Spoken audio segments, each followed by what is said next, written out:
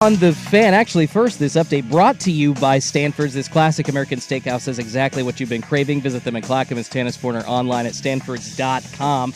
Right now, Game 2 of the ALCS between the Yankees and Guardians happening right now in New York. The Yanks trying to take a 2-0 lead at Yankee Stadium. Bottom six, they do lead 4-2 over the Guardians. Cleveland had loaded the bases twice, but thankfully in the top of the sixth, they were able to cash in. The Yankees looking at RBIs so far from Aaron Judge and Alex Verdugo. On to the NFL, a couple of big trades made today. The Jets acquiring wideout Devontae Adams from the Raiders for a conditional third-round pick. Of course, the move reunites him with Aaron Rodgers. Also, the Buffalo Bills acquiring Amari Cooper from the Cleveland Browns along with a sixth-round pick for a third and seventh-round pick. And in college football, multiple reports saying that the NCAA looking at changing the rule that allowed Dan Lanning and the Ducks to take 4 seconds off the clock with that 12th man penalty against Ohio State on Saturday night. Yahoo Sports' Ross Dellinger said it could be altered during the season. More sports scores and stories in 30 minutes. I'm Schulte at the 1080 The Fan Sports Desk. Listen live or on demand on the Odyssey app, the Fan's desktop player, or tell your smart speaker to play 1080 The Fan.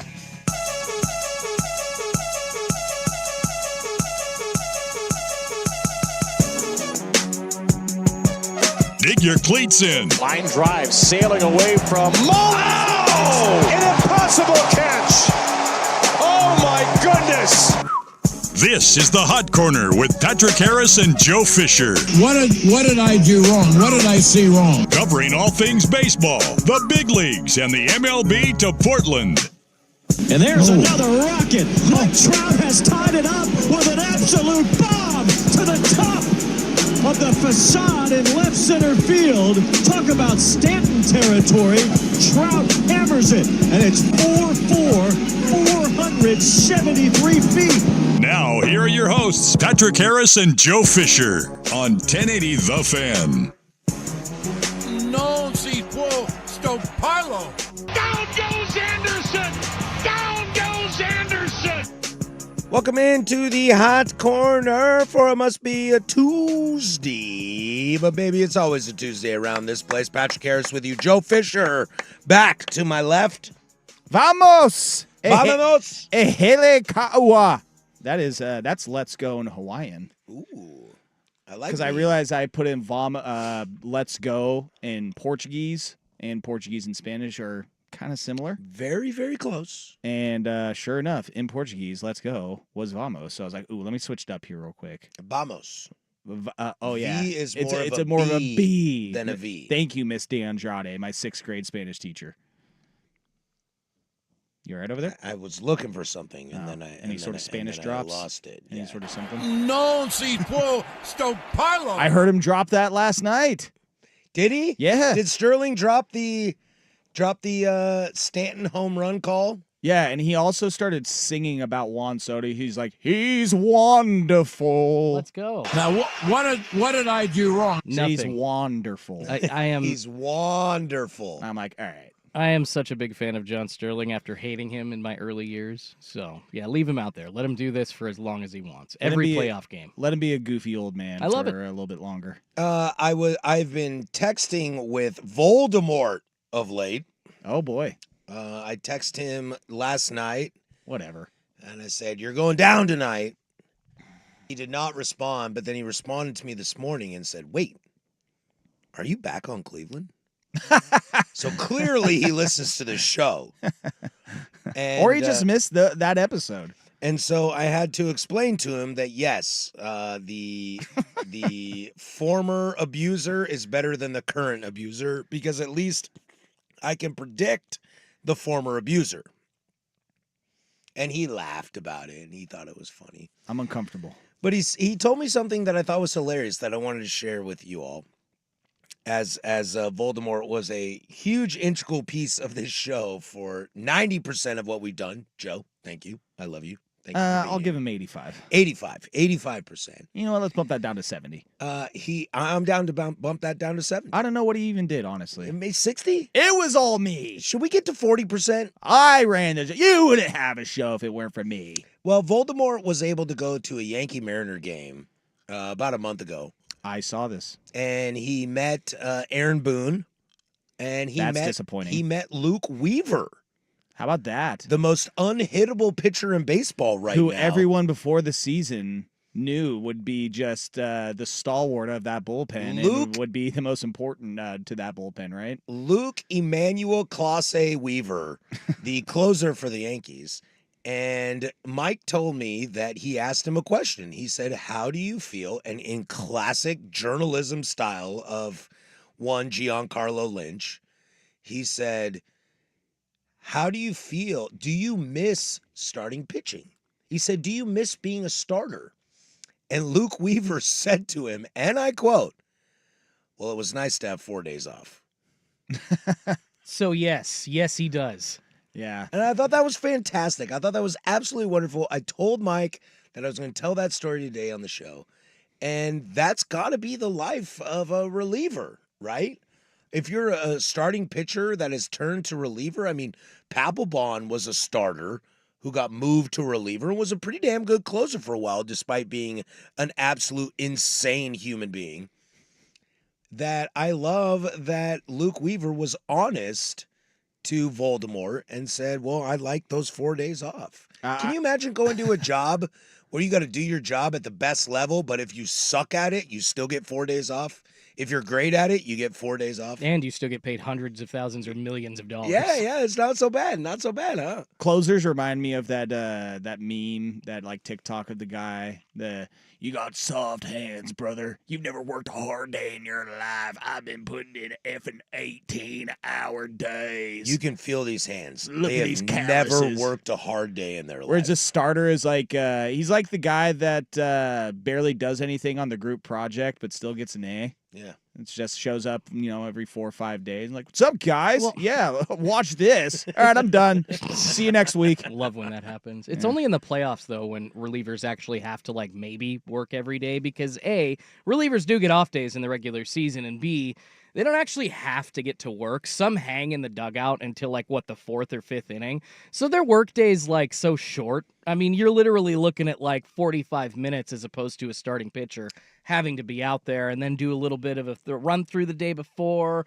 50 pitches on the mound in the bullpen, that kind of stuff. That would be great, actually, Jordan. Great point. That would be great to break down your wage per hour, okay? Because I work in the restaurant industry, and our bartenders, when they do their tip out at the end of the night, they got another bartender who didn't close with them, but they closed. So they got to say, okay, you worked 4.5 hours, I worked 6 hours. After tip out, this is what we make. This is what you deserve. This is what I deserve. And the mathematical equation basically breaks down to what you make an hour. And I think it would be fascinating because I think guys like Garrett Cole, guys like Scherzer, Verlander, the high paid pitchers, their hourly wage is probably really rad.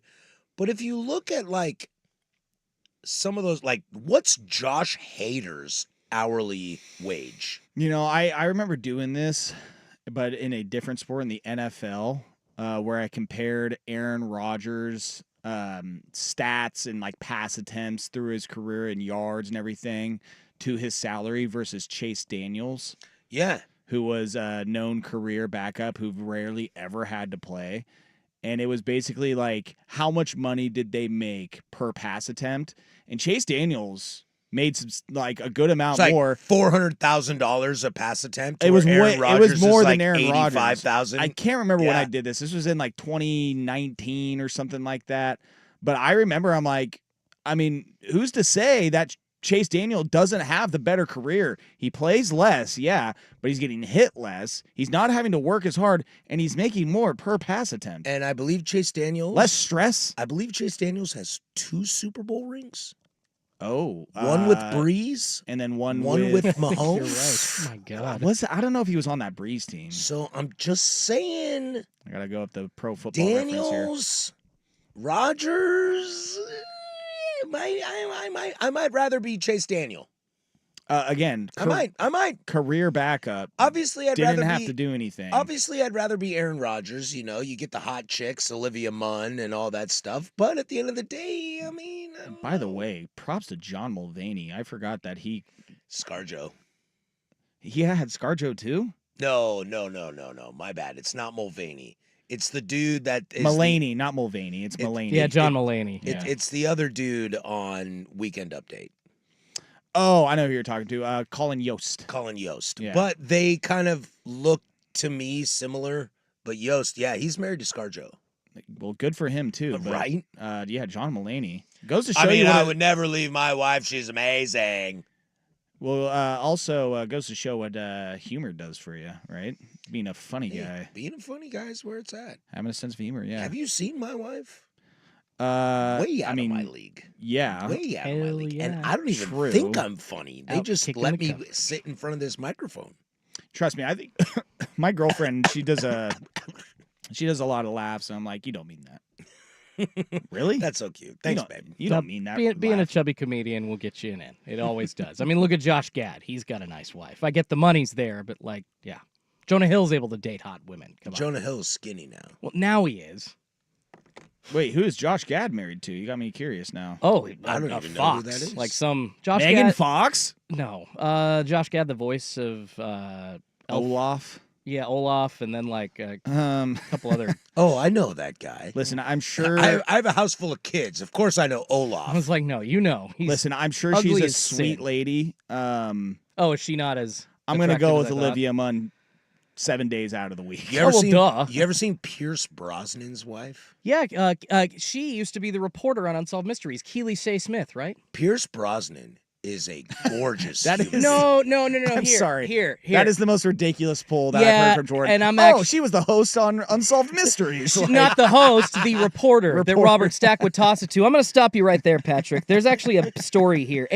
Keely Shea Smith used to be hot. This show Keely is Shea being Smith. pirated right now by Schultz. Go, Damn right. Go, go. Keely Shea Smith used to be hot, for one. Go back and watch any episode of Unsolved Mysteries. That is when Pierce picked her up. What happened? Two, well, Well, they had children, and Pierce Brosnan loves her because she's a wonderful human being, and he loves his partner, not at P. Diddy parties. and here's why he loves his partner. He never thought he was going to get married again after the death of his first wife. I believe it was from cancer or It's something. like a Keanu Reeves kind of thing. Yeah, really devastating. And all of a sudden, this woman, Keely Shea, like came into his life, and he was. I mean, I've heard several interviews about how he was so taken aback by this woman. So you can't don't knock her down, dude. Look at Jordan with the Keely Shea I know. Smith So backstory. random. That here. is huge. So random. Get this guy a show. Oakley dokley. Get him Well, on we- extra. We got a baseball show for you today. There's a lot going on, all right?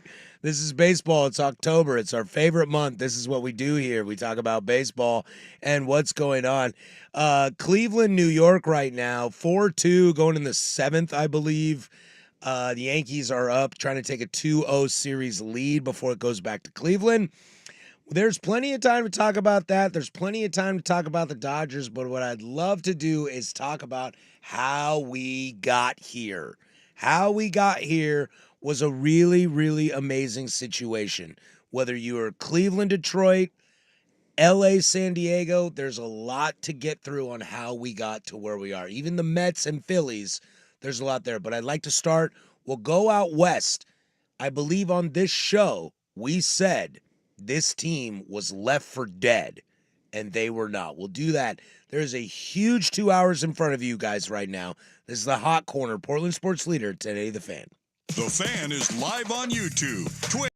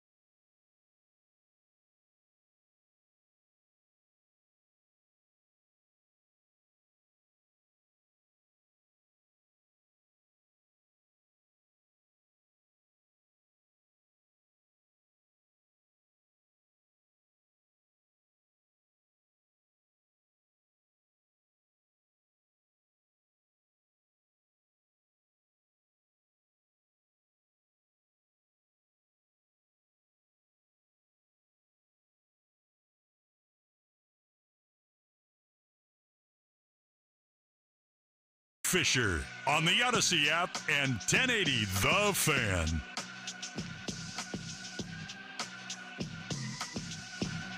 .718 here, Portland Sports Leader. Don't you forget it. We are live from the shadows of the historic Fremont Bridge. Yankees up 4-2, bottom of the seventh. Hunter Gaddis on the mound.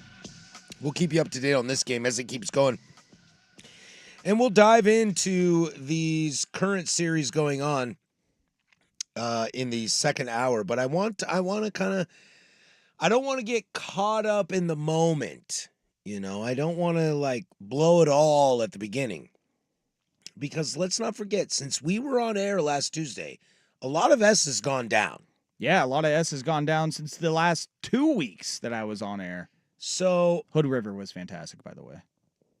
Cool. You guys got paid to like not work. Awesome. Get absolutely lit. Lit. Yeah, it's lit, fam. It's Hey, lit, Kurt fam. Ludwig's rendition of Karma Police was something to behold at the karaoke, okay? Opening day, and here's the first pitch, and the season's over. Didn't mean to hit that one. Well, Still funny. That's what should have happened to Kurt's rendition of Karma Police. It should have ended immediately. I meant to hit. It's an A-bomb from A-Rod. But before we get into what the hell is going on right now, which is pretty fascinating and wild in the both LCSs, let's talk about how we got there. And I want to start with the Dodgers and the Padres. And this was such a fascinating situation. I think baseball is probably happy that it's Dodgers Mets in the LCS. But we sat here, Jordan and I sat here last week after game 3 of the NLDS, and we said the Dodgers are done. They're toast. Like, and not just because of how San Diego was playing, but because of how they looked and how the Dodgers looked. The pitching staff was not good. Starters couldn't go long. Relievers couldn't hold it together. Fernando Tatis is thrusting in the outfield. You know, everybody on the Padres, it looked like it. S was going down in San Diego. There's game 4. We're going to close it out. And it's like, whoa. Hold up. This is where I might actually say that Dave Roberts became a real major league manager. Oh, my God. He finally admits it. He might have become a full-time major league manager. He might become a full. Was he the interim? He felt like an interim to me. You know, you listen to this show and I bag on Dave Roberts and Aaron Boone, and I'm probably going to congratulate both of them. I love how both their show teams, today. are going to probably end up making the World Series. But I'll give Dave Roberts credit, all right? They went into game 4, and they should have had every business to get smoked in that, and the Padres are in the NLCS swagging and throwing baseballs at managers and pelvic thrusting. Pelvic thrusting. Devil's dancing. And it went 2 more games, and the Padres lost, and the Dodgers went through. And what I will say before I toss it over to you, Joe, about this is going into that game 4, I would have bet.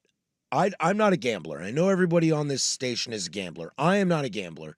It's because I watch baseball, and they tell us every time, don't gamble. So I don't gamble. Followed up by a DraftKings ad. But I would have bet the farm that the Padres would have won game 4. And there was something about that. The way that bullpen game was thrown, the way hitters hit, it reminds me of like a college football moment where I'm trying to think. Like, I know this is a bad example because they lost, but this is the example I'll use. Vanderbilt's up 14-7 on Alabama at halftime, and the final score is 38-14 Alabama. Like, eventually you get out-athleted. And game 4 to me felt like San Diego were not focused. And that's the theme of this show, if I'm being honest with you. San Diego stopped being focused. They thought that their swag, their pure God-given talent, they went Griffey mode instead of actually focusing on how to be the Dodgers, and they lost.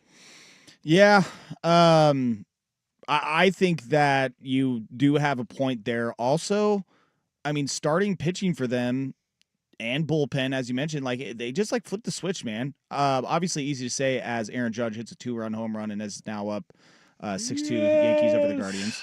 Apologies. Got some money on that. But I think that the Padres did take their eyes off the prize a little bit, and the professionals of the Dodgers, especially, you know, when you are led by a Shohei Ohtani, a Freddie Freeman, and Mookie Betts, who have done it over and over and over again. Shohei, not so much. This is his first playoffs. But, again, even-keeled professionals, whereas you got some hotheads over on the other side with Tatis, Machado. I think that they didn't keep their eye on the ball as, oh, my God. Sorry. Stop, Joe. Focus. I'm sorry. Be the Dodgers, not the Padres.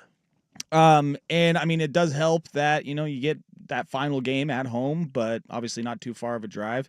But to see the Padres not score a single run in those last two games, that was shocking. Like, I didn't anticipate that happened. You had Dylan Cease on the mound in Game 4. In hindsight, going into Game 4, it's easy for me to be like, oh, I probably would have taken the Dodgers. But there was something about, like, I've been on the Dodgers. Well, who hasn't been on the Dodgers this entire season? But it was around that July, August mark where I was kind of like, man, I just think the Dodgers are going to get this done. Like, they just have too many offensive weapons. And even with their pitchers' arms falling off throughout the season, they still seem to get healthy enough during this stretch run that they were going to be able to pull it out. And, I mean, Yamamoto in Game 4, he outdueled Darvish. Game 5. Was that Game 5? You're correct. That was the 2-0 game. Yes, correct. Are you sure? Yeah. Okay. I'm getting my games. Game 4 was a blowout. Game 5 was Darvish Yamamoto. And Darvish actually pitched really well. He went 5 or 6 innings to my recollection, gave up 2 runs. Oh, yeah. Game 4 was when the Dodgers went with that Brazier guy. The bullpen game. Yes, correct. My God. 8 pitchers that game. I know. That's what's so crazy about baseball where we are right now. It's like, here we are. Judge just hit a home run to go up 6-2 on Cleveland. And we're waiting on Game 3 for the Mets-Dodgers tomorrow, but we forget, like, how did we get here? We got here because, honestly, the Padres got ahead of their skis, and once they lost Game 4, they were toast. It's like, we talked about this, Jordan. Joe, Yeah. You were out. We talked about this. After Game 3, the Dodgers looked dead in the water. I've never seen a team more dead in the water than I did after that. The fanfare, the cockiness, the thrusting in right field, the Manny Machado is now in Dave Roberts' head, all that stuff, like, you're done. And after one game, it's over. You walk into Game 5, and I expected the Dodgers to win, and they did. I guess that you didn't expect the Dodgers to be able to get a win in any way possible. No right? way possible. Like, I mean, they literally had to go down into the depths of, like, there's more than one way to skin a cat. They went to, like, way number 99 or 100 with a bullpen game. And they now, thrown 2 or 3 of those in the playoffs? They don't have starters, but that doesn't seem to matter. And I think that's kind of the surprising thing that you and I were getting at last week is, like, they're decimated. They've had injuries. They've literally had to trade it, for Jack Flaherty at the deadline. There's so many things that they've just had to try to plug and play, but here we are. They're still hitting, and Ohtani isn't even hitting. Like Freddie Freeman was the hero in one of their last games. Like, they've still got 1 through 5, even if Ohtani doesn't do anything, of guys that will really hurt you. So, yeah, they're playing good ball, and it's like they heard our show, and all of a sudden we're like, we're going to use this as motivation or something. I feel like the Mets were going to send a thank you. I love the idea of the Dodgers listening to this show, and they're like, watch this. Watch this. You jerks. I love the idea that the Mets looked at the Dodgers and said, thanks, because we don't want to play the Padres. Because, right, it looked like Padres-Mets. That's what it looked like. And it looked like the craziest series, most insane S you've ever seen, unpredictable. Let me tell you, it's the biggest thing that anyone's ever seen. That's what it kind of looked like. And so the Dodgers beat them, and the Mets are like, thank you. Oh, whoops. The Dodgers are now laser focused. Because that's what the Dodgers had to do to get out of that series, is they had to shut up and play and dribble. That's what it was. Shut up and dribble. And they did that. And they did that for, what was that, 27 innings? Well, 33 straight, but the 6 of those came in the loss in game 3. But yeah, I mean, the switch that was flipped, very impressive. Very impressive. Like, again, where you think they are shook, and then to just come out and get that win in San Diego. Because you're right. I mean, like, you're in San Diego as well in that game 4. And that crowd has been the best. One of the best crowds. The crowd in game 3 year. of San Diego is the best crowd we've seen this year. And so, yeah, you think that it's just like, good luck, especially like, the pitching situation that you're in, having to throw half your roster out there. And you threw your ace on the mound in game 4 and you lost. And you threw your second ace in game 5 and you lost. San Diego. Oh, yes. Sorry. You threw Cease and Darvish and you lost both games. Yeah. That first one, I mean, Cease has had such a great year. That's got to be the ultimate just like buzzkill. And at that point, you're just like, dude, if we couldn't get the win with Cease and they had to throw 15 different pitchers, like, well, prayers to God on game 5, and then that didn't go their way. And what's hilarious is it wasn't the only game in town. You switch over to the American League. Detroit had Cleveland up against the brink with their ace on the mound. How'd that turn out? We'll do that next. But first, I'll throw it over to Schultze with sports. Now, from the Fan Sports Desk, a Sports Center update on 1080 The Fan. First on the Fan, Game 2 of the ALCS between the Yankees and Guardians happening in New York right now. Bottom 7, New York blowing it open with a 2-run bomb from Aaron Judge to make it 6-2 over Cleveland. The Guardians making a pitching change at the moment. The Yankees with the win would move to a 2-0 series lead in the ALCS. In the NFL, a couple of big trades today.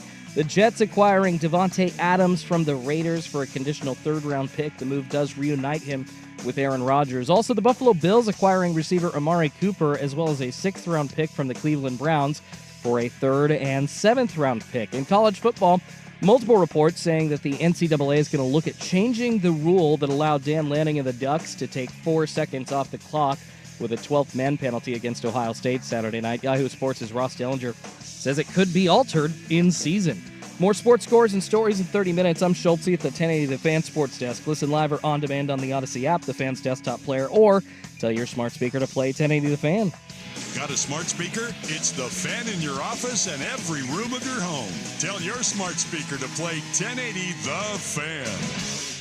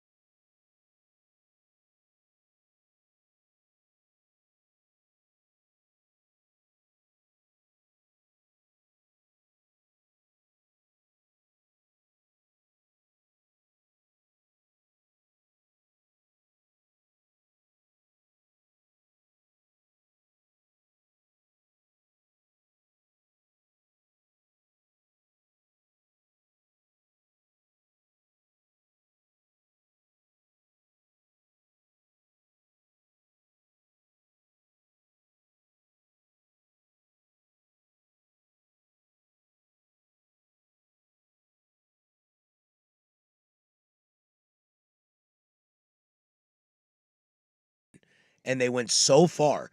And the Royals snuck a game out in New York, to give them a little bit of love before we get out of here.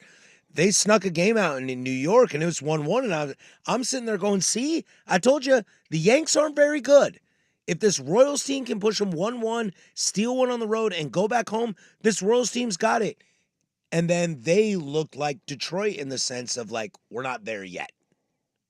Yeah, but we're not there yet. And again, we'll talk about it in the next segment as far as, what still possibly lies ahead for Cleveland. Because there's still a lot of games left in the series, Patrick, okay? Hey, Brennan made a nice catch earlier on in the game. Stop. He made a sick catch out there in right field, okay? Cool. Did he do it in Cleveland or did he do it in New York? He did it in New York. Okay. It was just when the game was 0-0, and it didn't matter. All right, when we come back, there's one team that's not in the playoffs that is getting, in my opinion, not the attention they need to get to, and we'll get to that next. The Hot Corner, Portland Sports Leader, 1080 The Fan. The rivals meet again. Gino.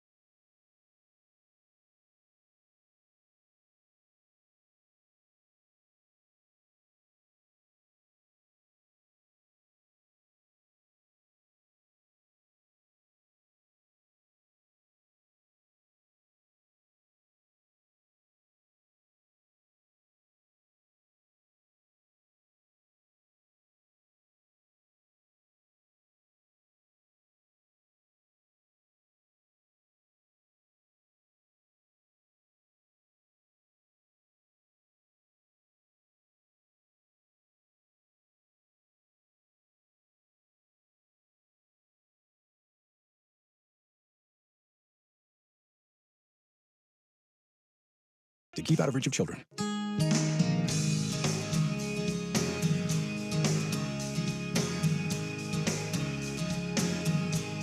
It's It's always baseball season. This is the Hot Corner with Harrison Fisher on 1080 The Fan.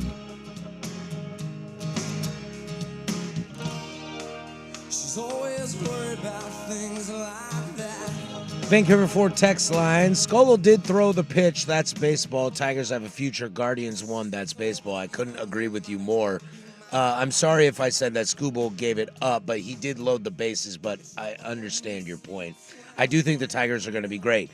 Also coming in on the Royals, no way. Waka is very solid. I was bummed the Sox let him get away. I'm not disagreeing that he's solid. I just, what is he, 36, 37? 2 years in a row, that performance. Well, a little hard to. Well, but those are the kind of guys you want on your team. You know who Cleveland would die for? Michael Waka. Is somebody in the batting lineup that could go 240, but has played for 15 years. Like, is Matt Holliday available? I would die for him. Justin Turner. Can Stephen Vogt hit? Can the manager hit? Because I don't know if he can manage, but I'd love for him to hit. He's hot. Sorry. He's hot. He's bothered. Should I read this text then? Go for it. Or do you want to read it? Go for it. Patrick, it's been a while, but back in January, you were guest hosting for Dirt in the Morning, and you guys talked about some baseball, saying the Yankees would finish third, possibly fourth in the AL East. As a Yankee fan, it warmed my heart so much. I remember exactly where I was and what I was doing that day. And that take is now as cold as the day I heard it. I don't know. This body is about as hot as it could be. Good luck. You maybe, think of me. Good luck. Maybe getting some home cooking on Thursday. That from Jordan. From the 206. Shots fired. Shots fired about me living in your head rent free. Oh, that's the move that you're pulling there, huh?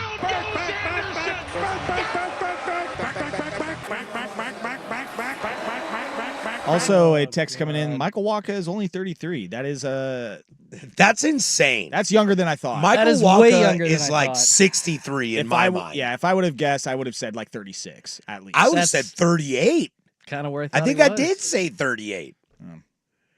Well, we're all wrong. Well, you know what? Cut the mics. We're done here. Seth Lugo's about 35, so I think maybe we were thinking, probably something like that. Seth Lugo's 35, but he was the future in 15 when the Mets were in the World Series. Yes, I guess was. that is 10 years ago. I mean, yeah, then you go back, and then a young Oliver Perez was the king in New York. So, yeah, things change. DeGrom's dead. Syndergaard's out of the league. Syndergaard, his locks of Matt magic Harvey's are on long gone. drugs and facing potential his teammate dying.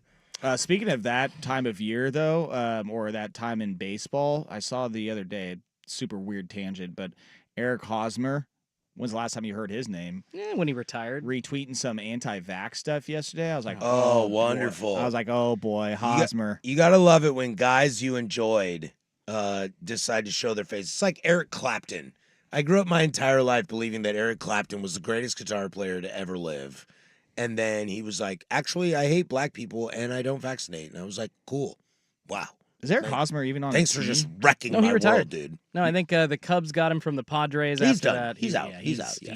He's out. He could now be Aubrey Huff 2.0, right? All right, cool. Good for you guys. Sorry. We came back in with his band because I'm surprised that he's not going back to his band. He signed an extension in Philly, and that's Rob Thompson in Philadelphia. And let me tell you, I think what's so sometimes fascinating about baseball is that we have, if this American League Championship Series, which we'll discuss in about 10 minutes, goes the way it continually looks, you're looking at a World Series of either Yankees-Dodgers or Yankees-Mets. All right, which is what everybody wants. Well, no, because there's still 5 games left in this series in the ALCS, Patrick. Thank God. Maybe, I hope maybe 5 games. I can't decide if I want 2 or 5 more games. I haven't decided yet, but we'll get there. But if that's the case, wow, what does this do? It hides the fact that the Philadelphia Phillies, I almost said the San Diego Padres, but we already did that. The Philadelphia Phillies completely no-showed in the playoffs. Yeah, and I told you this during the break. I've said it to other people around the station that my biggest pet peeve in baseball is when you have a good offense and you do not show up in the playoff. Like, it's unbelievable. You being pissed about the Guardians, like, well, their offense isn't exactly garbage. on fire to, begin with, and it's not this amazing juggernaut. like the Padres, like the Phillies, like, I mean, to an extent, the Orioles. I know they had a bad month and a half, but the way they started the season. But the Orioles in the playoff, they're going to get out on this too. But man, I think the Orioles are in the same boat as the Phillies in what we're talking about. Well, it also pissed me off a couple of years ago. I want to say the Phillies in the World Series against the Astros, where they were just tattering the ball to start the series, and then they just couldn't hit anymore. And it's like, you guys, like, what the hell are you? What's going on? How did you just? Are you not focused, or are you like on the road, like banging chicks? Like, what are we doing here? I mean, give it to at least Castellanos and Harper. They played well at the dish. But, I mean, Trey Turner. Bye. What a disastrous just waste of a season that JT was. Realmuto, bye. Bryson Stott, bye. Alec Boehm got benched. Yes, I was going to say Alec Boehm. Future Mariner right there. One of your $200 million future Mariner. One of your best hitters, batters this year, Alec Boehm. He got a hit in the entire series. He got benched. Yeah, JT Realmuto didn't even get a hit. I think that's I keep using the word fascinating, and I just can't think of any other adjective right now. But I think that's what's amazing.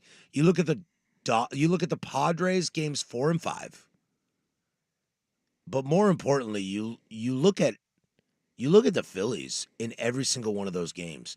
Did you ever, when a Philly came to the plate, think they were going to get a big hit? Didn't feel it, Bob. It didn't feel it. Now Harper had a big hit. Hindsight's Castellanos had a big hit. Again, hindsight's 20/20, but I have just had that in the back of my mind always with them in the World Series a few years ago. It's like they were up 2-1 in that series, and then they absolutely crumbled and gave the Astros the series because they could not manufacture any runs the rest of the series. Mm-hmm. Literally, I'm going back on it. They scored in the final 3 games of that series against the Astros. They scored 3 runs. Yep. Like, it just drives me absolutely mad for teams that I don't even care about, that aren't even my teams. It's just like, how the F do you do that? Yeah, like Dodgers, Padres, I don't care, but I've watched game 4 and 5 and you score 0 runs. Like, what is wrong with you? Just drives me bonkers, What is wrong with you? So is this a management thing or is this on the players? It's on the players. I mean, like, the management, I feel like, especially when it comes to hitting, like, what are you going to do? Look, Wheeler and Nola were pretty good. Yeah. And again, I feel like being a base manager in baseball matters more so in pitching than it does hitting. Agreed. I feel like that. Hitters hit. Yes. Pitchers are situational. I feel like it comes into, say what you want about Scott Service, and why he got canned. But again, I feel like that being a good manager comes into play more when you are setting up pitching, starters, bullpen, making the right call at the right time. Whereas if you have a good lineup, 1 through 9, like, just roll the ball out, Right. Expression there. Like is Steve Kerr Phil Jackson? No, but he's got 4 rings. Yeah, exactly. It's like you got to coach good defense, though. Right. Where it comes to offense, it's like, oh, dude, that guy, he can just drain a 3-pointer from anywhere on the floor. Well, what do I do? Okay, just shoot the ball. Here's the ball. Here's the just basketball. Shoot it, make it. Cool. I'm a good man. I'm a good coach now. So, yeah, I mean. USA. Yeah, dude, and I even forgot. I'm looking back on the final 2 games of the NLCS. Like, I forgot about that. I mean, they scored 3 runs in the final 2 games against the Diamondbacks. It's just this is now the 3rd season in a row in the playoffs where you guys don't show up. Something's got to give. When you need them. And I guess it's to, again, they believe in and did you find it ironic that Matchbox 20 played as our bump back? Oh, I did that intentionally. Okay. Thank you. That makes me feel a lot better. You're very better welcome. now. I just now caught that. Rob Thomas, baby, Phillies manager.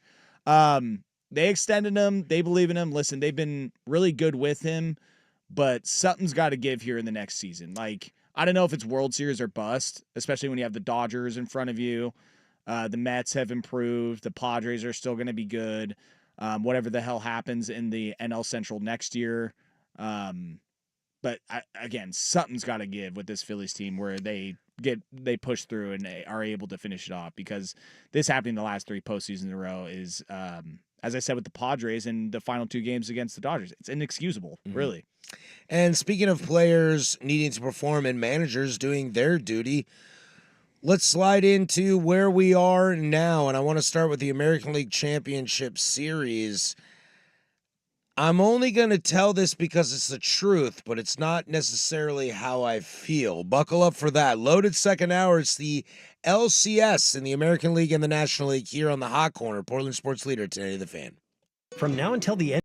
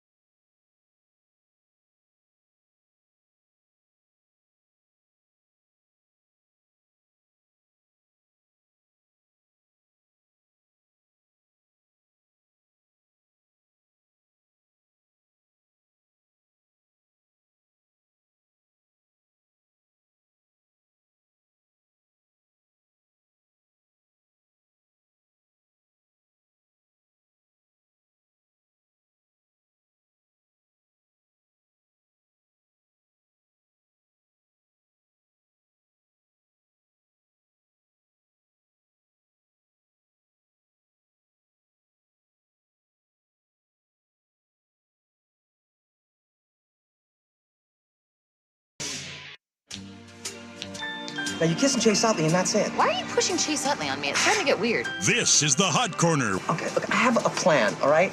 And it involves you getting this letter to him when you get out there to kiss him. Now, I have given this to Major League Baseball, his lawyer, his manager, his mom, and he has not gotten back to me, which means he hasn't gotten it yet. So just... Did you write a love letter to Chase Utley? With Patrick Harris and Joe Fisher. In a lot of ways, yes, I do love him, but that is not a love letter in the way that you're thinking of it, okay? There's nothing sexual or... Okay, that sounds good. Pal I'm around. gonna read it. Yeah, read it. Dear Chase, they're stickers. Yeah. My God. On the Odyssey app. Dear Chase, I feel like I can call you Chase because you and me are so much alike. I would love to meet you someday. It would be great to have a catch. I know I can't throw as fast as you, but I think you would be impressed with my speed. Did you have a good relationship with your father? Me neither. And 1080. These are all things we can talk about and more. I am sure our relationship would be a real home run. The Fan. The home run stroker. Welcome to the second hour of the Hot Corner. If you're missing the first hour, you download that, The Fan Podcast, at TaylorTheFan.com, the Odyssey app, wherever you get your podcast. Vancouver Ford text line 503-864-6326. Your dollar goes further with Vancouver Ford. They treat you right before, during, after the sale. Visit VancouverFord.com. As Schultze said in his update, Hosey goes deep. Makes it a 6-3 game. Luke Weaver is real. Apparently, he is a human being and not a robot. And that's where we'll start the second hour. We'll do fair or foul at the bottom of it, but we'll stick here right here in this Cleveland-New York series. And, Joe, before I rant, do you have anything to say? Because I have a lot of things to say. I was just going to actually say, should I start hawking this show live on air? Like, hey, if you want to sponsor this show or... Dude, spit on that thing. If you want to hawk Patrick, then let's just stop there. Let's get Patrick an endorsement, huh? What the hell? Hit me up, Joe Fisher at Odyssey.com, Fischer. If I got Patrick Harris an endorsement, I feel like I could retire a happy man. That'd be amazing. I don't know what it would be, Blue Chew or something like that. My wife and kids would love it. Yeah. Patrick Hawkin Blue Chew. Hey, what up? I don't even know what Blue Chew is. It's for that certain special part of that body during that special time in the bedroom. I don't need that. Let's get you a Roman endorsement. I'm pretty sure like Dirt and Sprague did a Blue Chew endorsement years ago, and it's like, you guys are 35. I've said this before, and I'll say it again.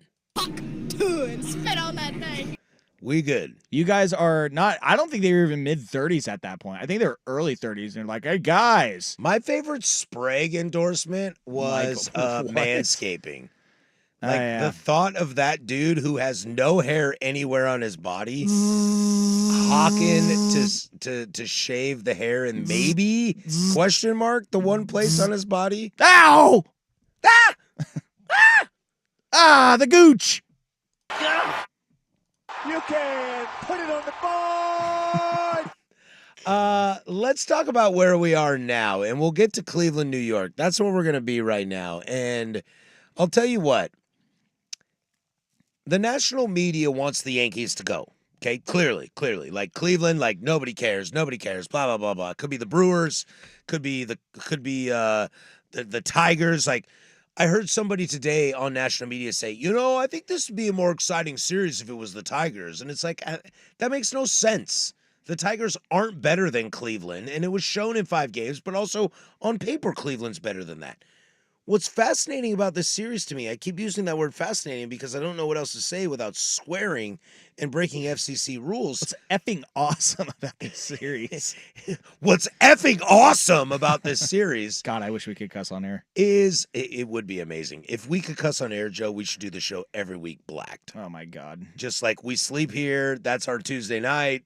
You're here for the morning, and I stumble home in the morning like a Halloween night in Pullman at 20 degrees, and I'm 23.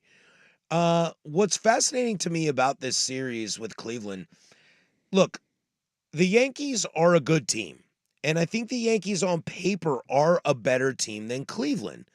I think Cleveland matches up in some really key spots that make this a little more even. The Yankees bullpen has come out of nowhere to be phenomenal, but the Cleveland bullpen has been amazing all season. Aaron Judge has done basically nothing in the playoffs. He didn't have to do anything in the first game of this series. Exactly. And when it comes to Stephen Vogt and Aaron Boone, you're kind of like, okay, whatever. Well, maybe. The biggest takeaway that I've seen from this, as a baseball fan and also as a fan, I'm livid. But as a baseball fan, what I have seen in this series, the most part, is Cleveland looks like they walked into Yankee Stadium and said, whoa. Poopied their pants a little bit. Yankee Stadium in October. What a famous venue. I can't believe I'm going to play here.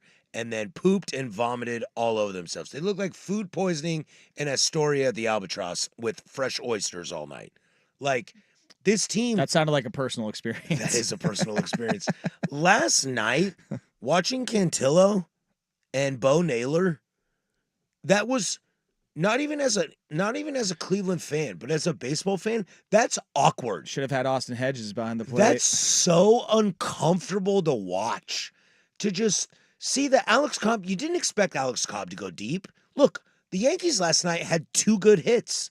Soto's solo shot and Stanton's solo shot.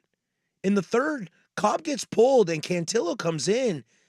And I believe it's Cantillo. No, it's Cantillo. Oh, double L? Double L. It's Cantillo. He looks so scared. He looks so unready to be in the moment. Like, it's not just the wild pitches. It's not about Bo Naylor not blocking the plate very well. It's about, I'm pretty sure he threw 12 straight pitches before a strike was seen. He threw 21 pitches and only 7 of them were strikes. Alex Cobb walked Judge, and that's what pulled Cobb. Aaron Judge scored in that inning without nobody connecting the bat to the ball. What does that tell you? And then you look at it tonight. Tanner Bybee was okay. He was not great, but he gets pulled in the second. Look, this is where my fandom's going to show right now. If Terry Francona's in that dugout, this doesn't happen. Stephen Vogt is way over his skis, and I can't believe I'm going to say this. He is being outmanaged by Aaron Boone. Aaron Boone is just sitting there saying, wow, I don't even have to try. You're just giving this to me. Cole, I don't think Cole was that great tonight. He had the bases loaded twice. But to Joe's point earlier when we were talking about the Phillies and not hitting, is that really on a manager? No. But tonight, Cleveland had the bases loaded twice. Once with no outs and couldn't get it done. The media is going to talk about the Yankees being the Yankees and Stanton's had a great season, great series. Garbage. I don't believe that. Judge hits a homer. Oh, he's back. Nope, don't believe that. Juan Soto, yes, Juan Soto is God. The actuality is Gleyber Torres has set the precedent for this Yankee lineup. He's been the guy that's hitting. But the reality is, every time I watch both these games, it's Cleveland vomiting all over themselves like Yankee Stadium is too big for them. Like it's the Yankees in the 90s, but you don't have Manny Ramirez, Albert Bell, Jim Thome, and Oral Hershiser on the mound. Yeah, I mean, really all you have as far as players on that roster, that batting lineup is Jose Ramirez as far as it's like, guys, calm down. Like we're going to be fine. We're going to be okay. Whereas this is where you hope that home cooking is going to help. I mean, you have, again, it's the first 2 games. Now, what I was saying to you a couple commercial breaks ago is that I feel like a team that goes out and wins the first 2 games at home, it speaks to them being a good effing team, that they're able to take care of business. And in every sport, a team that goes up 2-0 often wins the series. Yeah. It's hard to win 4 of the next 5 games when a team is that good in a playoff series. I don't care what the sport is. And so Cleveland, they're going to go back home. They're going to get the home cooking. But, I mean, who is New York going to have on the mound after Rodon and... That's the real question. Is it going to be Luis Gil? You know, is it going to be Clark Schmidt? Right now it says projected is Clark Schmidt. Yeah. So But again, it's like, who's Cleveland going to throw? Cleveland's probably going to throw Matt Boyd. And how does that make you feel? It doesn't make me feel great. I'd love to throw Gavin Williams and throw the kid out there and see what's up. But it's funny. Like, you know how the Dodgers, when they hit how everybody's got a thing when they get a single and they, like, make some sort of motion, and that's what everybody does. The Dodgers have that stupid, like, side thing. Yeah. You know what I'm talking about? Yeah. I noticed tonight the Yankees have a new one. What is it? This.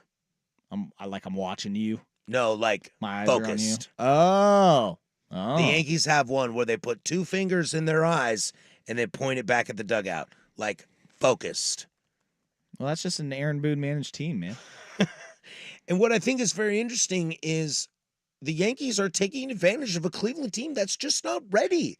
Like I talked about this, Detroit and Kansas City outperformed themselves, and I'm proud of you for that.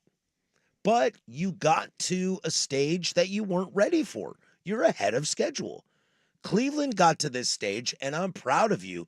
And you got to a stage that you are not ready for, and you look terrible doing it. Yeah, you got to take advantage. This isn't even fandom. This is just, you look bad. Yeah, I mean, it came to a head last night in a sense with Cantillo out there, and it just, that mess of an inning. It's just like, oh boy. And then tonight in the second inning, you got Rukio dropping a pop up in the infield. I mean, to me, it's just leaving 10 dudes stranded, and 2 bases loaded opportunities.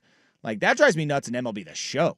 Like that drives me nuts in video games, let alone. Oh real my life. God, that's damn near controller through the TV moment right there. Like, I can only they need to take advantage of these opportunities offensively tomorrow. Well, in 2 days, I guess. I'm assuming that the next game is in 2 days. They got to travel. Next game is in 2 days. They have to have some offensive production because they obviously have not had it the last 2 games. I mean, you're scoring 5 runs. Yankees have scored 11. You left 10 on base.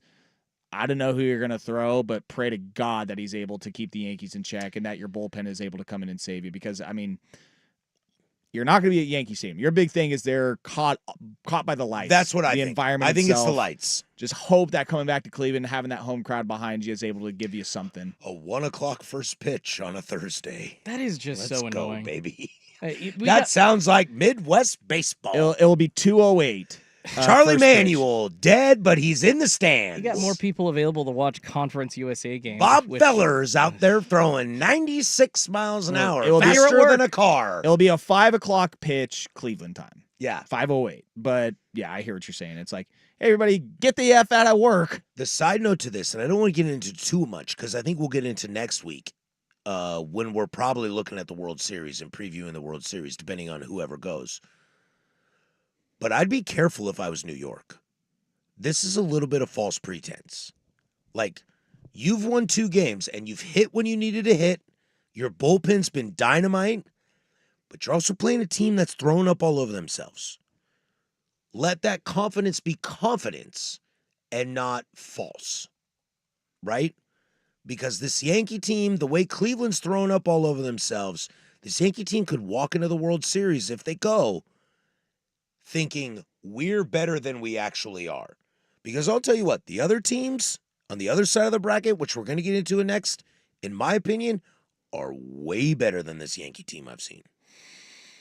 And that could spell disaster. So if you're a Yankee fan, or if you're a baseball fan, or if you just want to see play, like, you got to go to Cleveland in these 3 games. You can't come back to New York in any way, shape, or form. You lose game 3, you lose game 4, that's fine. You cannot come back to New York. Because if you're struggling to close out the Guardians, what are the Mets and Dodgers going to do to you? Yeah, they'll pounce. They'll pounce.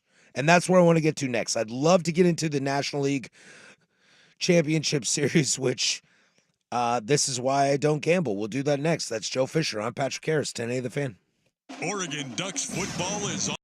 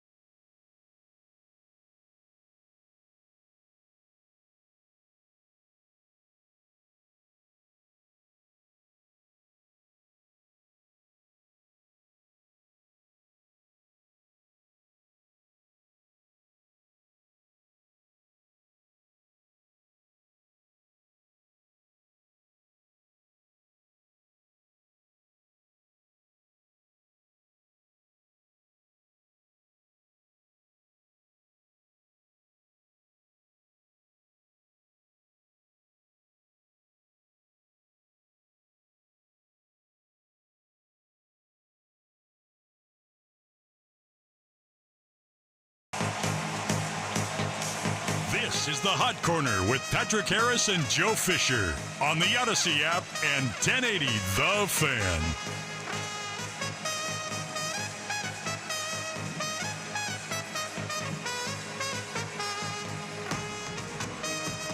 Only here on the Hot Corner do we supersede Dodgers Mets with some hot Guardians Yankees talk. I guess we get a little lucky that the game was on and just finished as we were talking, but I'm also biased AF. If you're on the YouTube stream, check out this fresh new lid on the top of my head. Oh, yeah, you said you were going to go and get that. She freshy. My hat's not as cool, but it does have a lot of fish on it. Oh.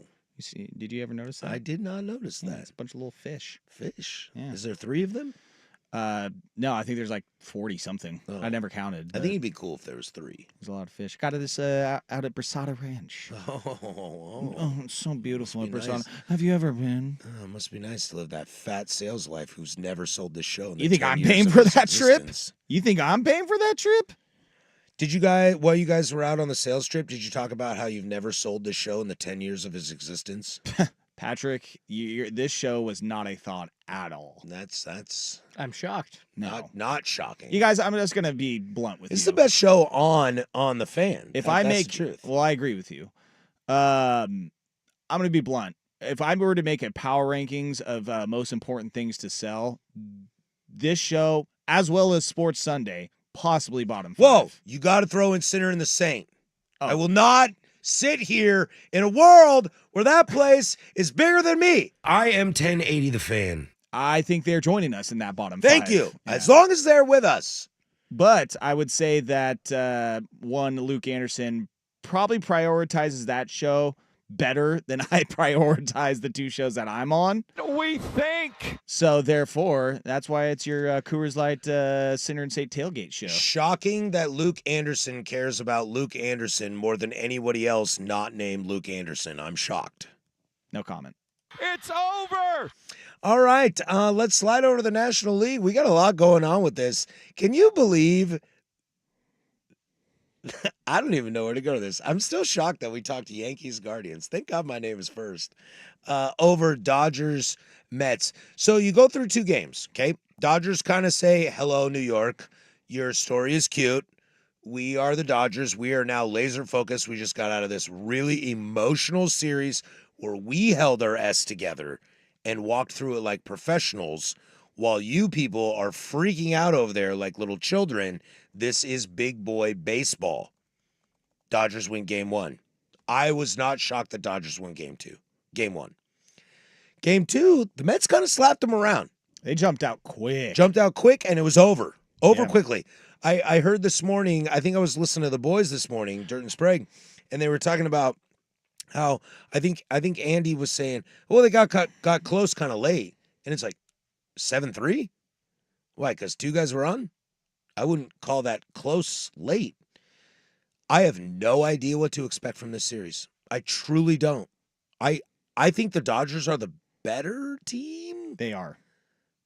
But I have no idea who's going to win. I mean, they are the better team. 1 through 4, possibly 5. I mean, their lineup is better. I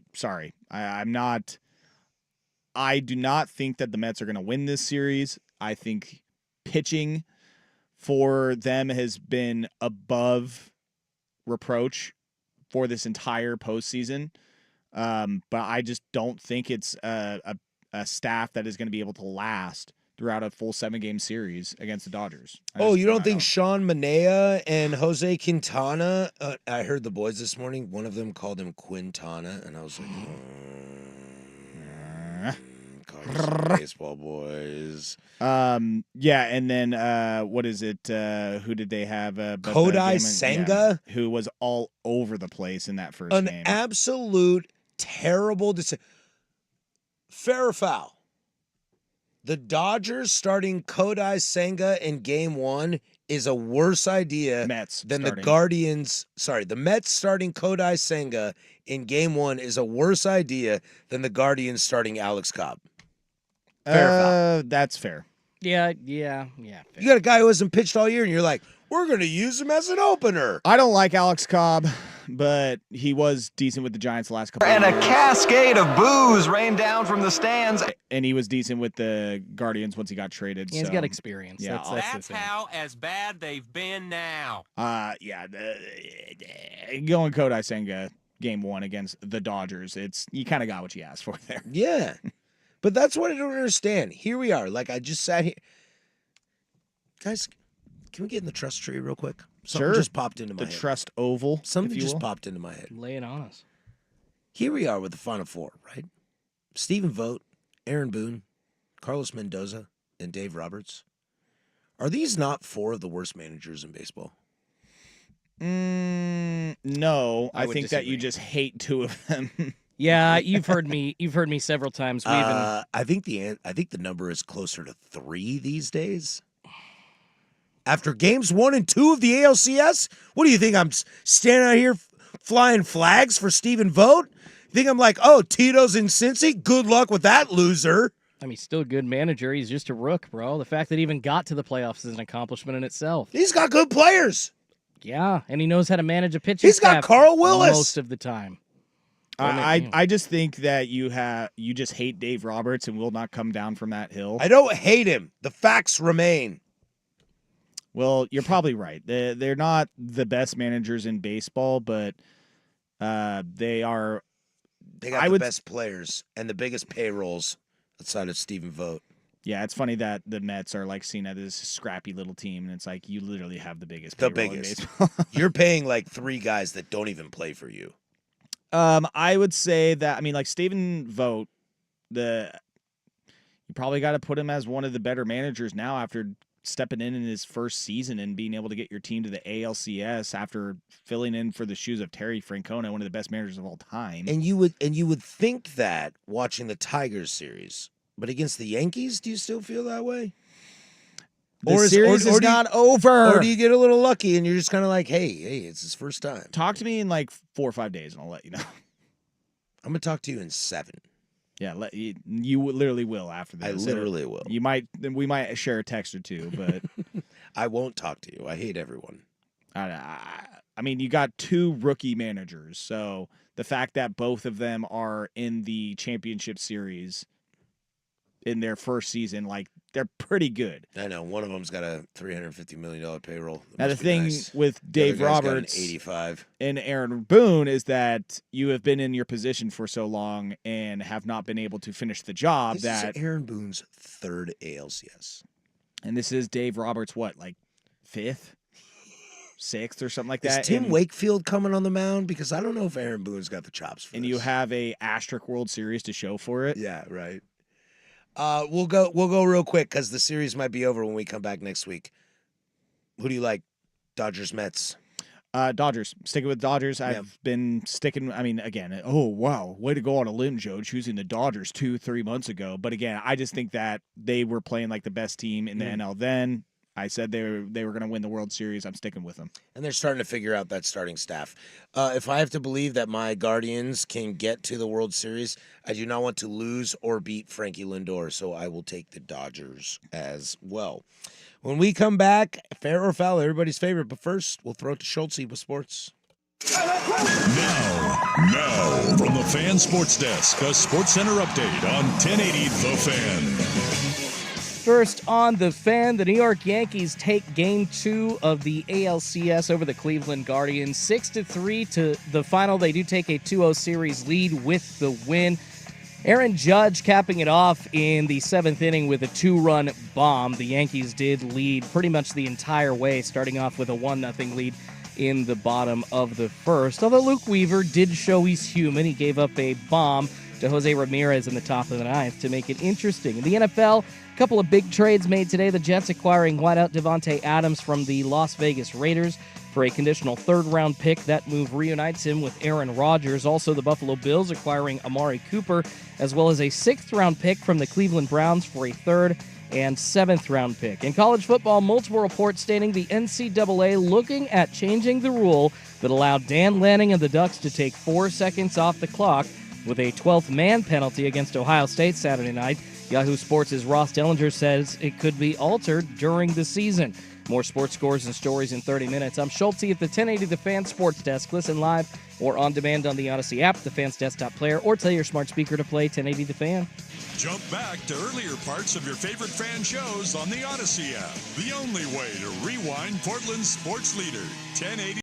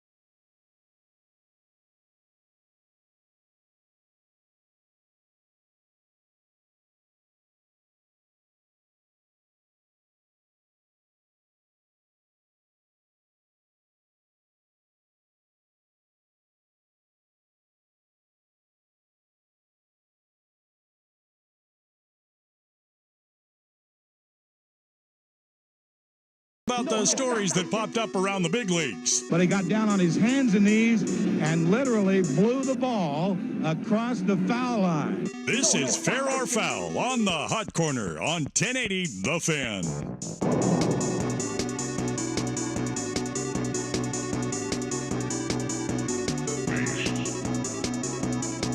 All right, we do this bad boy every single Tuesday at the bottom of the 8 o'clock hour. This is Fair or Foul. Without further ado, we'll toss it over to our fantastic producer, diehard Duck fan, Jordan Schultze. Ducks are fighting for clicks, or other teams are fighting for clicks. Ducks are fighting for wins. So excited about that win 12 on Saturday over at Ohio State. I'm still erect.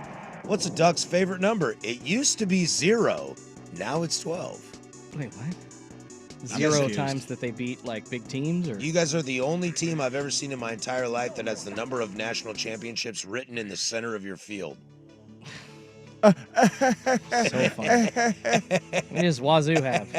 I know they don't have it in We the don't center write of the the field. number in the center of our field, I'll tell you It's that. a letter. It's called the letter O. It's like Mark Mason says about Damian Lillard. It's the letter O. It It's looks not like 0. 0.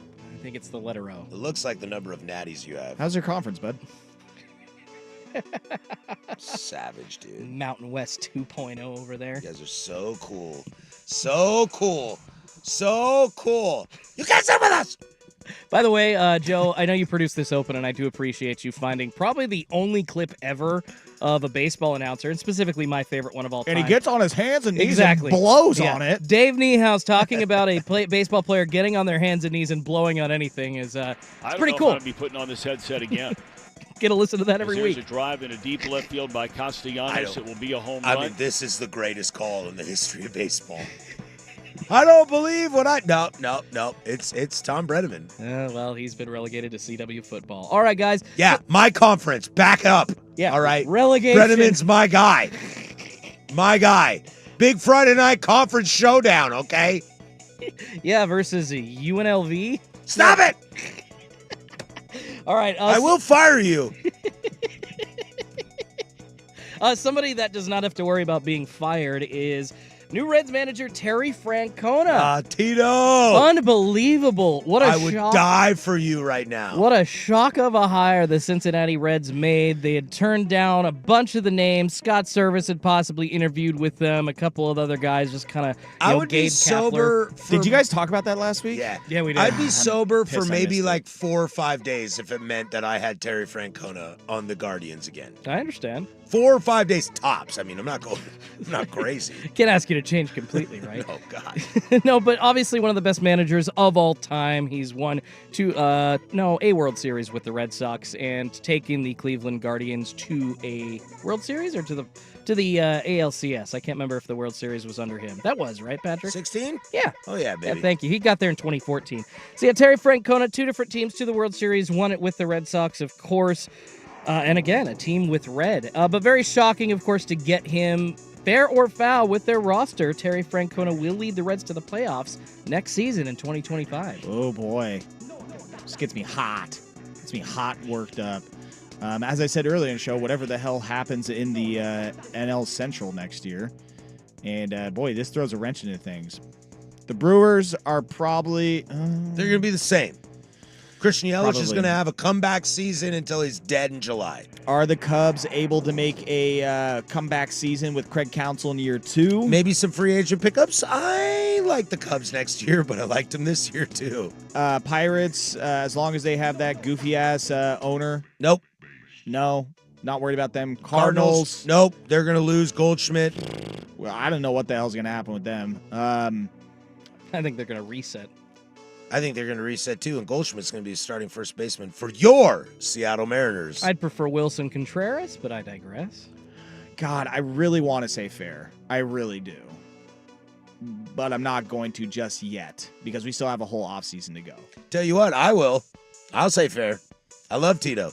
This is what Tito does. Tito comes in. What I'm more terrified is that Carl Willis, the pitching coach for the Guardians, is going to go be on the staff in Cincinnati because Tito fired everybody. Yeah, Everybody's gone. Cleaned house. Tito's going to bring his people in. I think Francona is the kind of guy. This is why this is such a home run hire. And the story about it is fascinating. They just said, why don't we take a shot at Tito? GM flew down there, met him on the golf course and said, yo, Tito, you interested in managing the Reds? And he was like, well, I'd talk to you. Let's go home. Let's eat some food. And then the owners of the Reds showed up. And it's like, oh, yeah, all right, cool, I'm down. I will say fair. I think Francona, what he gets there, outside of maybe Kevin Cash, there is no manager in modern-day baseball that gets more out of nothing than Terry Francona. I'll say fair. All right. I like both your guys' answers. Have to agree with you. Yeah, very weak division that they're coming out of. It's such a young, talented roster. Ellie De La Cruz, former Duck, Spencer Steer. I do believe Noelvi Marte, after his roid suspension, is going to come back and be okay for them. So, yeah, a lot of young pieces that Terry can play with. All right, guys, fair or foul number 2. Did come out last week while Joe was gone that MLB is taking over production of the Guardians, Brewers, and Twins on television. So no more distribution by Bally Sports or whoever their partnerships were with. MLB and MLB.TV now going to be distributing that locally to fans and over the air. So, guys, we've seen almost like a third of teams now in the league doing this. Fair or foul that most teams, besides like New York, Boston, LA, even Chicago is going the way of MLB handling their broadcasts. But besides the big cities, most of these teams are going to have their broadcasts handled by MLB within 5 years. So by 2029, which also means, and in this situation, it's happening with the Guardians, Brewers, and Twins, blackouts, that whole 5-team blackout in the Midwest is disappearing. So fair or foul, guys, this will be the way of the world in MLB in 5 years or less. I'll go first on this. I will say fair. I think Major League Baseball, for all the times that I say Major League Baseball hates Major League Baseball and does a lot of things that hurt the progression of the game, what I will give them credit for, and we've always talked about how MLB.TV, the package, all that is ahead of everybody else, okay? You might love your Sunday ticket, you might love your league pass. That is here because of what Major League Baseball did. They did that first. I will give Major League Baseball credit because I think what they're trying to do is they're playing the long game of not pissing off the RSNs, to where the NFL doesn't want to piss off the RSNs, the NBA doesn't want to piss off the RSNs, the regional sports networks, because that's where a lot of money is. Baseball is just waiting for the RSNs to fail so then they can lift those blackout restrictions, and then instead of charging me $160 for the package, they'll charge me $200, and I can watch any game at any time. And I'll tell you what, most of the people that pay for the package now are going to pay for that 40 game upgrade, because a lot of us buy it because we love baseball and we have YouTube TV or cable or whatever it is. So now we can cut one of those and get into that. I think baseball is playing the game of let's not piss off RSNs by just letting them die. Repeat the question for me, Schultze, sorry. Yeah, no, you're good. Fair foul. Most teams, besides like the big markets, will have their broadcasts handled by Major League Baseball within 5 years. Fair or foul? Fair. I think the RSN sports model, it's a dying breed, especially with streaming. And MLB can handle it. Who was the team they took over this year? Was it the Padres? Padres, Diamondbacks recently as well. Yeah, and I feel like that it's actually gone pretty well for them. And I just think that the regional sports network, like how many different transitions into different companies have handled it. I mean, the Bally Diamond Sports Network thing has been an absolute failure. It seems like every few years it's a different regional sports network that's handling it, other than the big major networks that we were talking about, whether it's MASN, whether it's Yes. Or Yes. Yeah, like those are kind of different beasts. But I think for some of these smaller markets across the country, yeah, I do not see them being able to survive without the MLB stepping in. The only reason that this is foul is because Major League Baseball has taken full control over it, that it becomes an Apple TV thing like MLS. That's the only reason why this is foul, is that Major League Baseball eventually gets full control over all of it and sells it to a streamer. There's a slight difference. That's the only reason it's foul. They are putting local, like available over the air in Minnesota. Or in Minneapolis, you can watch Twins games like you could, right now if I'm watching the Mariners on Root Sports still. It's the same experience. You don't necessarily, if you've got like local cable already, don't have to buy this MLB.TV package. They are still offering it for you. But you're right, that could go away. Like that might just be like the carrot, and then they'll pull that to make you pay the $200. Yep. Hear what you're saying. All right, guys, fair foul number 3 involving an upcoming free agent. That would be current New York Mets first baseman Pete Alonso. Oh, boy. The Polar He's Bear. expensive now. The Polar Bear's last few weeks, he's earned a lot of buckaroos. Yeah, he's going to be making some money. Not quite his best overall season, but one of the best month, 3-week or so stretches that we've seen from Alonso in a long time. Going to be 30 years old. Fair foul, guys. I don't think the Mariners are going to sign him. I'm not thinking that, a guy that's been super successful in the best market in baseball is going to want to leave that. But, guys, fair foul, Pete Alonso will re-sign with the New York Mets. I'll go first on this. I think Pete Alonso will re-sign with the Mets, and I think they'll overpay him because I think they'll miss out on Soto. Bingo! And so they'll have to get somebody else. Oh, the latter part of that I don't agree with, but the re-signing and overpaying I do agree with. Yeah, I think they'll overpay him. I like Pete. I think the last 3 weeks I've always loved him. I mean, the polar bear is my favorite animal, so like I'm a little like attuned to him because his nickname's my favorite animal. But I think Pete has been really, really maybe the unsung hero of this Mets playoff run. He was bad at the end of the regular season, and all eyes are at Frankie Lindor right now. But Pete Alonso, that home run against the Brewers, he had a great game yesterday for them to tie the series at 1-1. I think Pete has been underappreciated hero of the Mets in this postseason. Yeah, I think they'll overpay him, and they'll wait before they pay him to see if they land Soto, which I don't think they will. So since they lose out on Soto, Cohen will overreact and overpay Pete to keep him there. I would love to see Pete go somewhere else because I would love to see his true value. I think he's a little overhyped in New York. I would love to see his true value. I think if the Mariners could land him, that'd be amazing, but they could never pay what he's going to get paid. Cheap jerks. But he's a Met. He's a Met. Yeah, again, I agree with Patrick that he's going to come back. I feel like the momentum of the season, how it shifted, where the Mets were able to make the NLCS. I feel like that he really does love New York, loves playing for this team, this city, and no more home run derbies. Yeah. Well, I was out on it, but I don't know. Pete Alonso's starting to grow on me a little bit more too. Right. But I think that the Mets are going to overpay for him more than they should. But again, I think that Steve Cohen, how he's running this team, is that he's just burning through money, and he likes this team, the guys that he has, and Alonso wants to stay here, so he will. Did you see that interview? Sorry. I was going to say, did you see Steve Cohen's statement on Frankie Lindor? No. He was like, yeah, that contract sounded bad to you all right now, huh?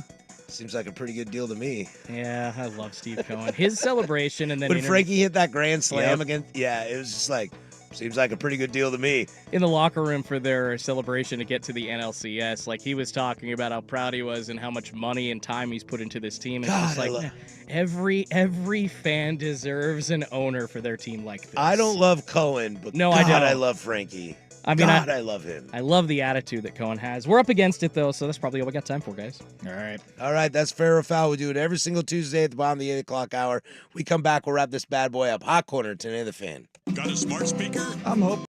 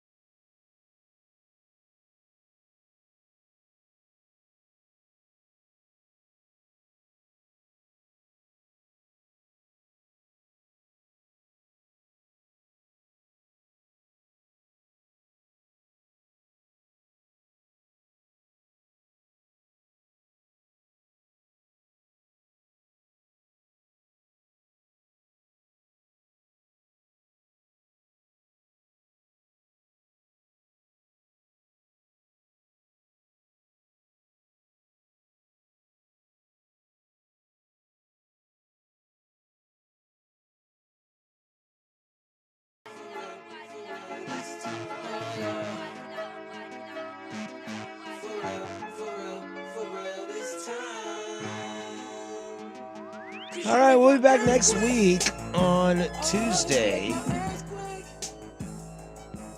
what I'm looking at right now, as far as the schedule goes. Oh, I was gonna say you were looking at porn.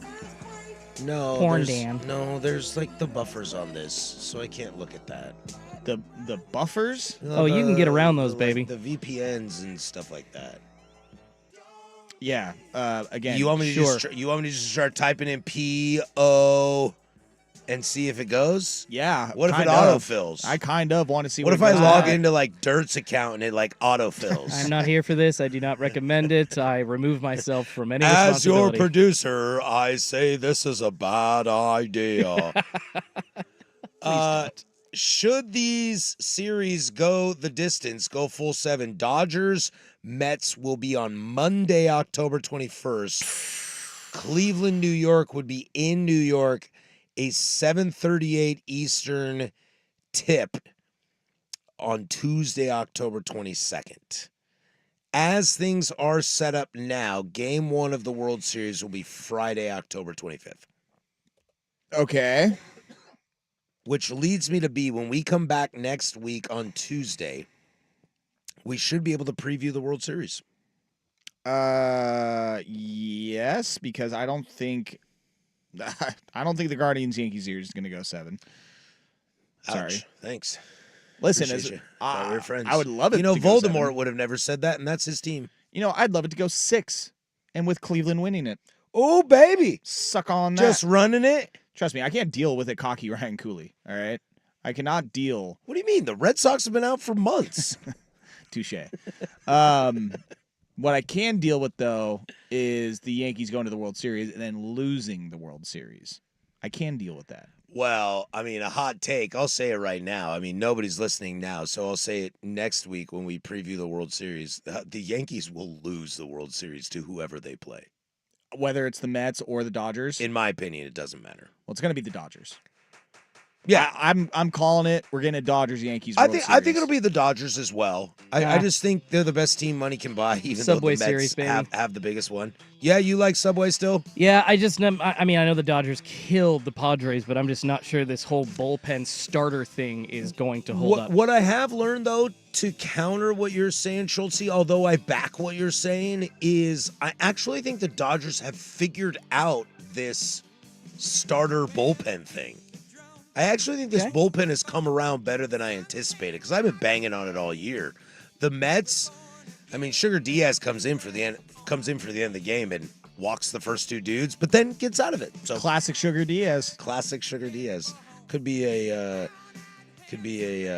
hurricane warning sound if you like. No. Okay. We can't replace it. Not good enough. We got to retire it. Not good enough.